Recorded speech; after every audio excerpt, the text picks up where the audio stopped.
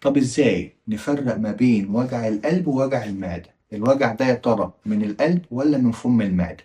السلام عليكم، فيديو جديد من سلسلة فيديوهات رمضان. جملة كتير بسمعها عندي في العيادة: يا دكتور أنا عندي حموضة وخدت فوار ومرتحتش. أوقات كتيرة الوجع ده ما بيكونش من المعدة، بيكون من القلب، ولا قدر الله ممكن يكون جلطة. شرايين القلب وخصوصا الشريان التاجي السفلي نايم مباشرة فوق الحجاب الحاجز. لما بيحصل فيها تعب أو انسداد الألم بيسمع في فم المعدة. المريض بيحس بتعب وحرقان وبيفكرها من القولون أو أكلة تقيلة.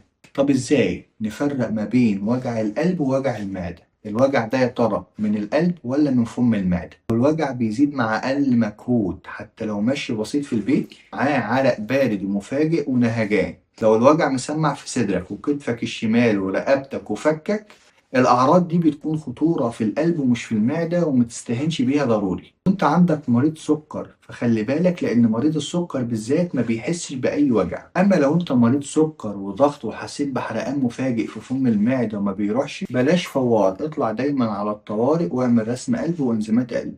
رسم القلب بفلوس قليلة بس ممكن ينقذ حياتك. شارك الفيديو ده، ممكن يكون سبب في إنقاذ إنسان النهاردة. مقبولة وإفطار شهية، رمضان كريم.